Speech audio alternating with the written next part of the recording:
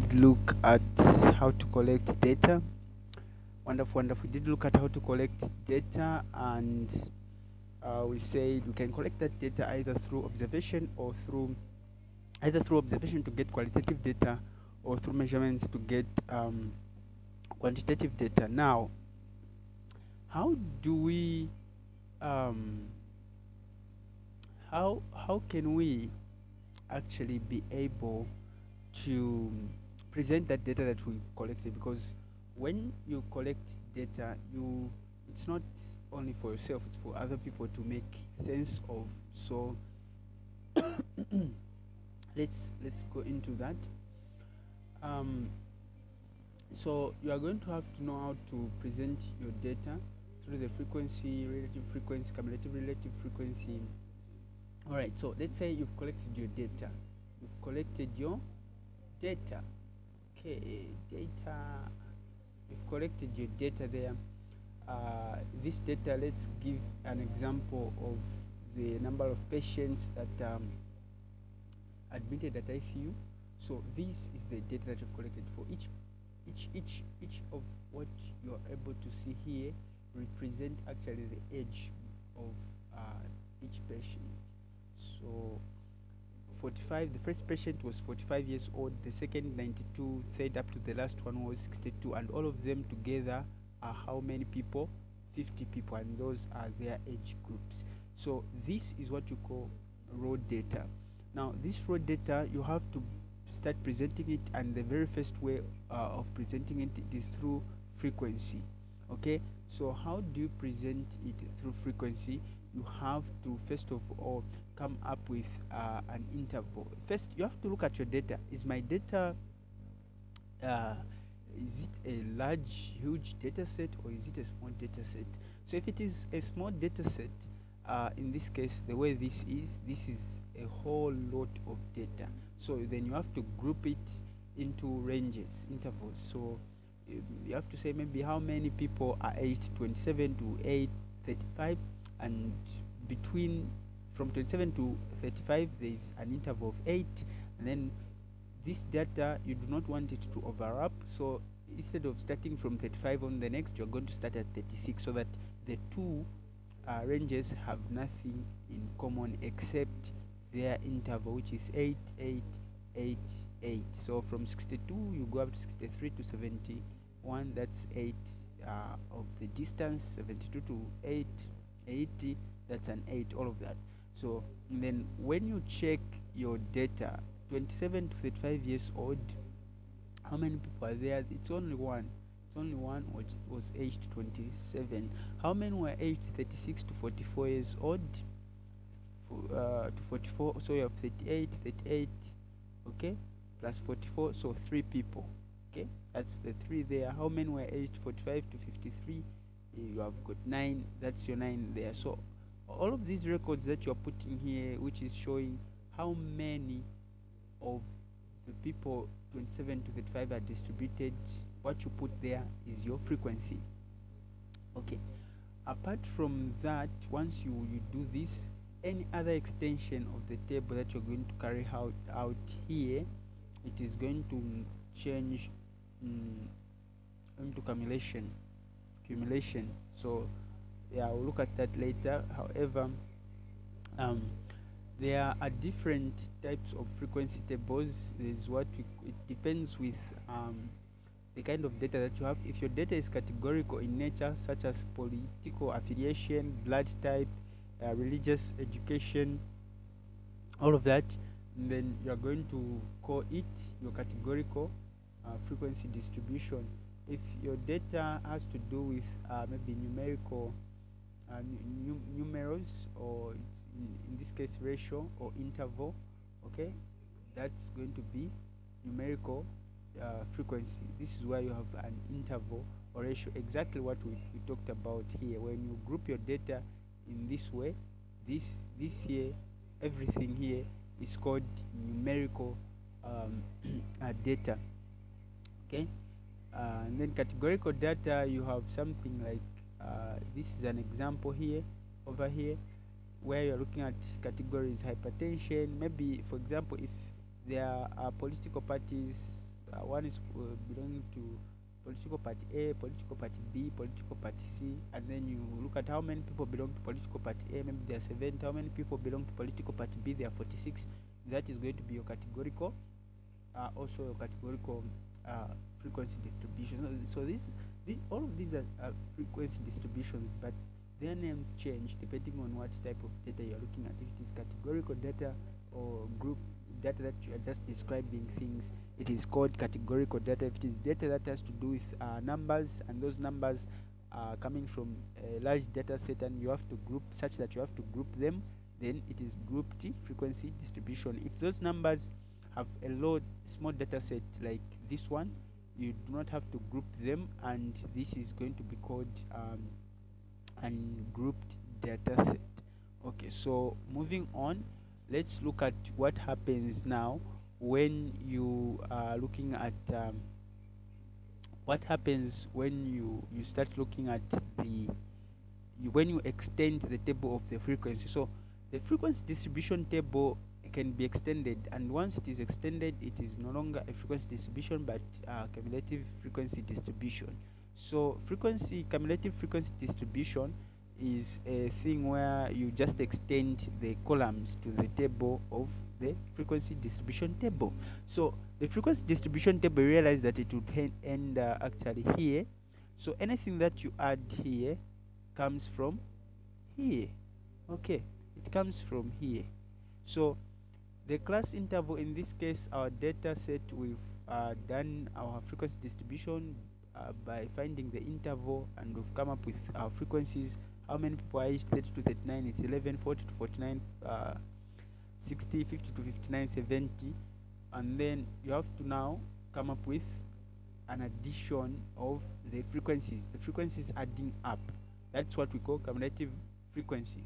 So to the first frequency, you have to add, you don't add anything, so we can say plus 0. When you add a 0 here, you get 11. That will be your first cumulative frequency. Second cumulative frequency is where you get this same 11 that you found as an answer, you add it to the second frequency, you get 57. And then you get 57, you add it to 70, you get 127. 127, you add it to 45, you get 172. 172, you add it to 180, you are going to have to get 190. Not 188 but 190. 190, you add it to 1, you get what? Not 189 but 191. Then here this is supposed to be 190. Once you are done with that, you have to come to the relative frequency. So anything here, the rest of the last two columns, it's about division, where you add, you divide the total of all of the frequencies, 11 plus 46, 70 plus 45 plus 18 plus 1, which is 189. You start dividing it into 11. 11 divided by 189, it is this there. 46 divided by 189, you get that. 70 divided by 189, get that. You keep on adding until you have that. Okay, I'm hoping, obviously, when you add all of these, probably they are going to give you anyways, yeah, you can add that. Yeah, then you check 1 divided by that, you get that. And then when you add all of these now totals here, they are going to give you that there, 1. Okay, they have to give you 1. That's how you know your calculations are correct, because when you add, so this total here can be used as a proof of your the accuracy in your calculations. If you add all of this and it doesn't give you 1, there might be something wrong with that. But next, cumulative relative frequency. So it's relative frequency, this one. Now we're calling it cumulative relative frequency, because we'll be adding relative frequencies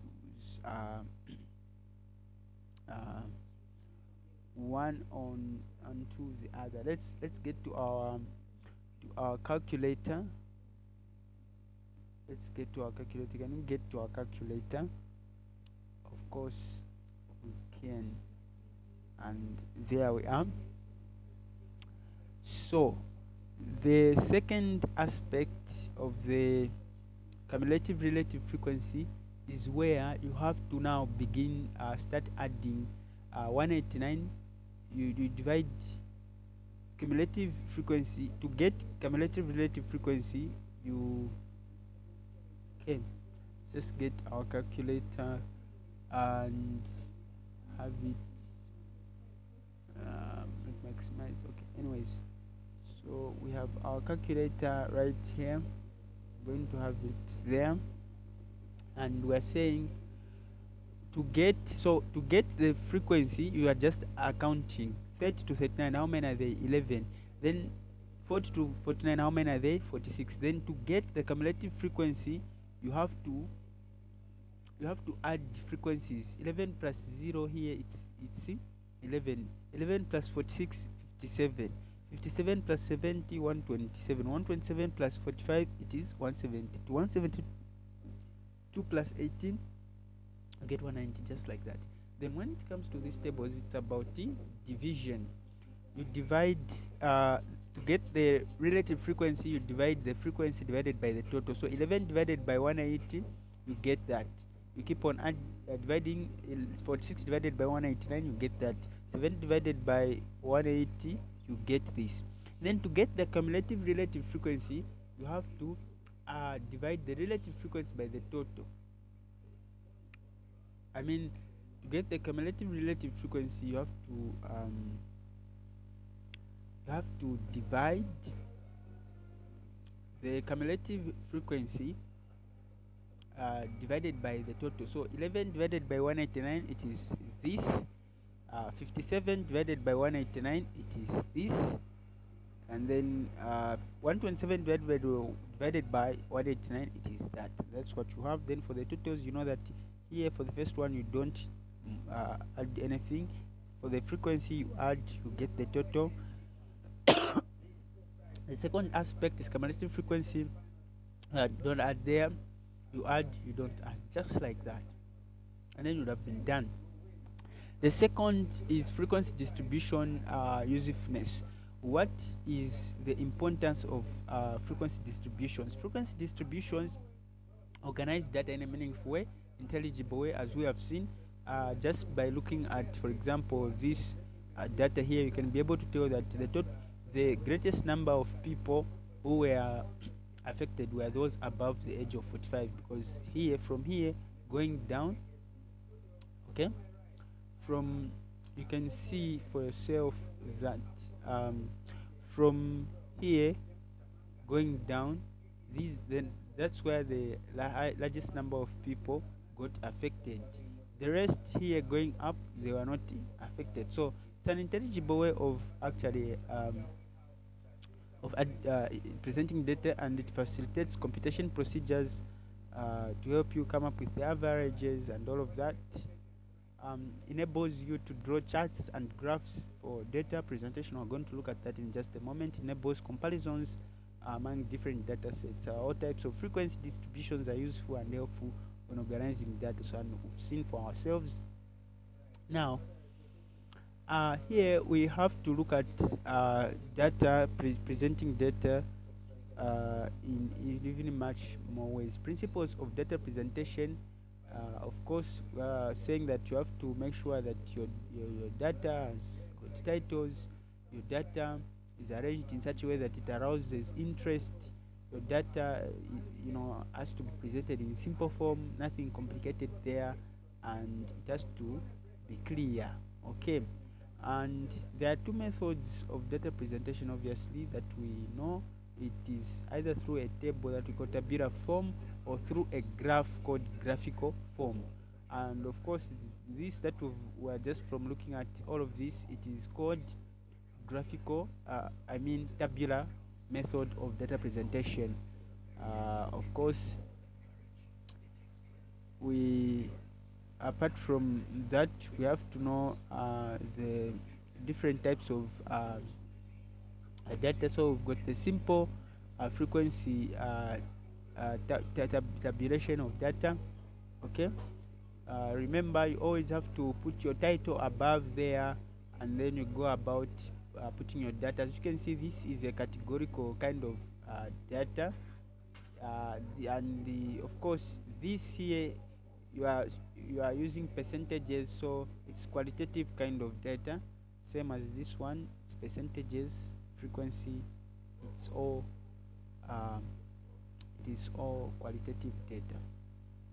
Okay, then you've got contingency tables, where one title there can present two, okay, different categories. All of this is, you're looking at the educational level.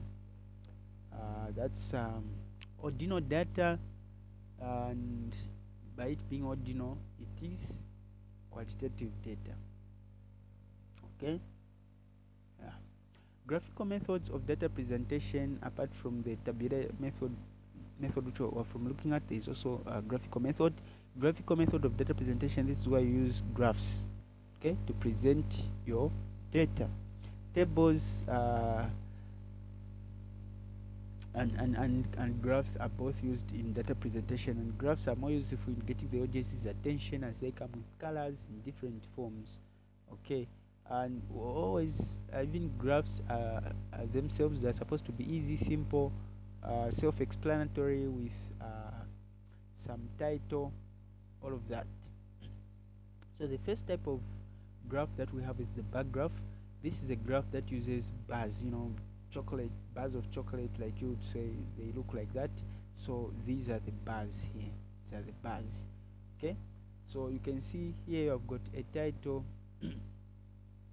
on top there, knowledge levels of diabetes, and this is also qualitative data, ordinal scales of measurement, because it's talking about levels of knowledge.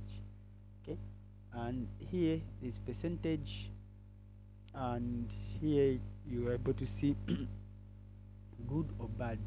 So just from seeing here, you can see that the bar for the one that's blue in color, it's taller compared to the one that is orange in color, meaning that the knowledge levels on diabetes mellitus amongst the sample size, or the people that you were interviewing, was poor. 61% of them did not understand what diabetes mellitus is, how to prevent it, how to, you know, develop it, and all of that. Knowledge on diabetes mellitus all the same. So the this bar graph, the simple bar graph, you can present it either in a vertical format or horizontal format.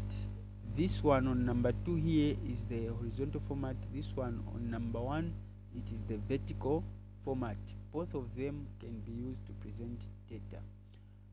Apart from the other different type of the bar graph, apart from the simple bar graph that we've looked at, it is the clustered or compound bar graph. This type of bar graph is used to compare two or more different types of variables. In this case, male and female. You're comparing male and female in terms of outpatient attendance, number of patients there, the months there.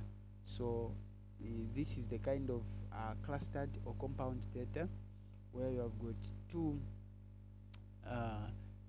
if you've got two of these like this, male and female, they are close together, then this is called clustered data. Okay, the heights of the bars can then be compared, and in this case you realize that just by looking at the data, you know that females attended more compared to males, and generally males do not attend, go to the clinic. Mostly they shy away for reasons that you'd be interested to find out. Apart from the simple bar graph and the clustered bar graph or compound bar graph, we also have the stacked or component bar graph.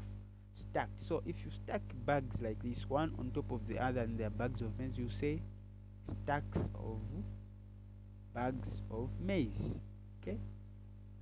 Equally, when you stack the bars one on top of the other, here you've got the blue one, you stack the red one on top of the blue one, the green one on top of the red and the blue. This is what we call stacked or component bar graph. Stacked or component bar graph. And this one always has to have a legend. This is a legend here. It is showing you what green represents fats, showing what red represents, which is the proteins, blue represents the carbohydrate. So you know that fats, um, the poor community took a lot more fats compared to the rich community.